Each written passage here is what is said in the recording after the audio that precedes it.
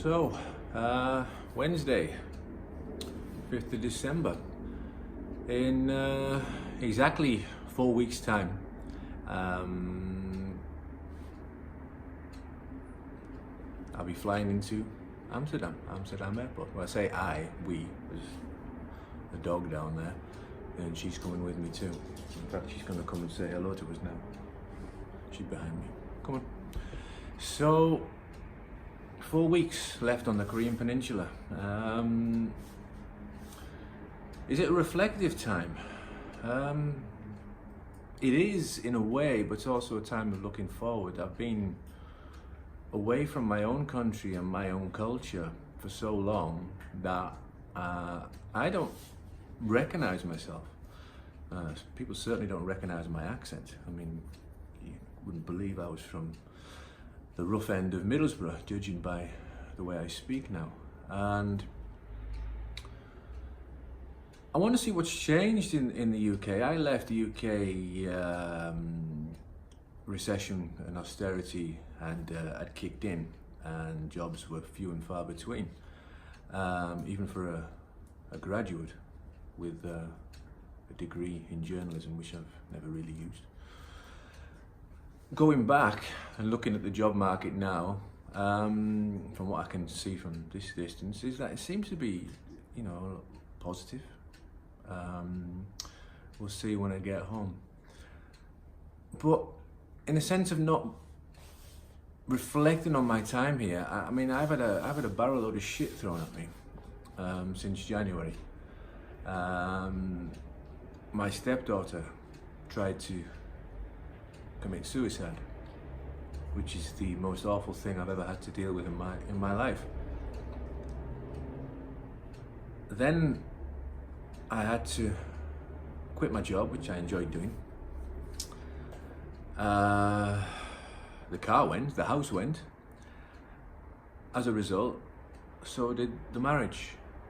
And for once, I can hold my hands up and say, no, this wasn't my fault. I didn't screw up this time.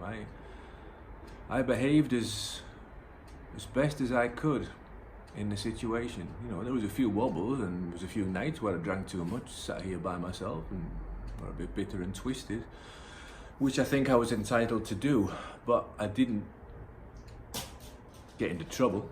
I didn't become violent, I didn't become abusive. The things that people in lesser situations or similar situations would have done. I think I've matured as a person, so that's why I'm not reflecting so much. I'm looking forward. Yes, I'm going to miss this country. I'm going to miss this little apartment which I've made a home. I've lost my 2 cockatiels, which was heartbreaking. I've got the dog. She's behind me. I've got my health. I've lost a lot of weight. Wow, in terms of physical health, physical fitness, I'm a million miles away from where I was when I landed in this country, and I'm back where I was when I was 31, 32.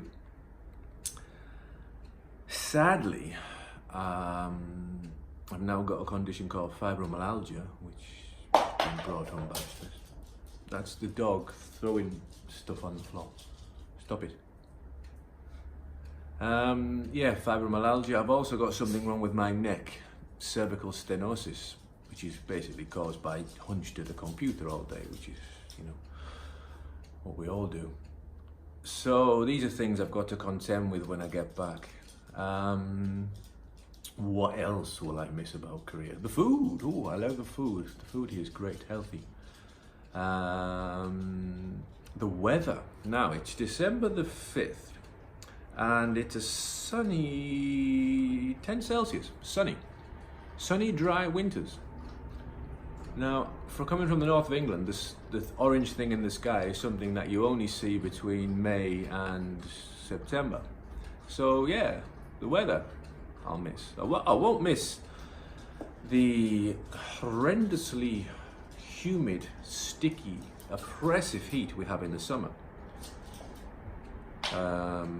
And I won't miss not being able to sleep because of this. What are you doing, Dad? Hello, come say hello to people. Daddy's talking. Daddy's saying hello. You come and say hello? Okay. Daddy's just telling people about our last 4 weeks. Yeah? The dog, yeah. Moving swiftly on, thanks to her interruption. She's gonna fly under the plane as cargo. She's gonna be, I've got a big kennel thing, she's gonna be flying in that. Not bad, we're flying with KLM. In case you didn't know, the UK is an island. The British Isles are an island. Great Britain is an island. But let's not do a geography lesson right now. We're very strict on rabies.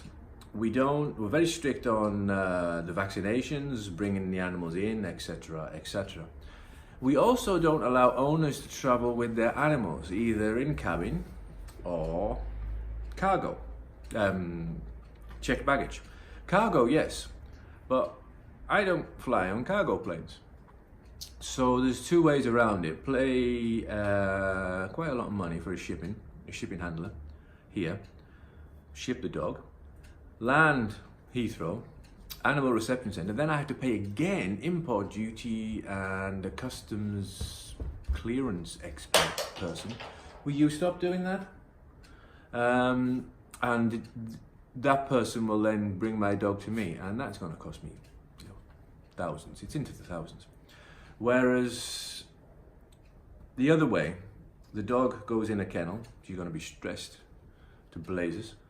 She's going to be even more stressed when we get to Amsterdam. We've got 11 hours in Amsterdam in the winter. And then we're taking the ferry, aren't we? We're taking the ferry across from Amsterdam to Newcastle, which is not too far from home. So that's the option. The other option was via Paris and then the rail routes, the Eurotunnel, the ferry that way, etc., etc. I don't have a car, so I had to go on the ferry by a foot passenger. So the dog, I couldn't get one of the dog-friendly cabins on the ferry. She's going in the dog hotel, which I hope it's as good as it sounds. I've got a cabin, but I'm free to go and visit her, and I probably won't sleep through jet lag and being worried sick about this thing. I've mollycoddled this dog so much in the past 11 months that she's scared of her own bloody shadow now. But what do you do when you've lost everything else in the world and you're just clinging on to your animals? I lost 2 of them, and I've only got 1 now. So that's where we are. It's lunchtime. Any questions? Any thoughts? Anything you want to say? Pop as a quote, question, comment. I'm going to be updating regular video blogs over the next 4 weeks. And then when I get back to the UK, I'm going to be updating like on the reverse culture shock, because I think that is going to be interesting. So thanks for watching. Have a great day.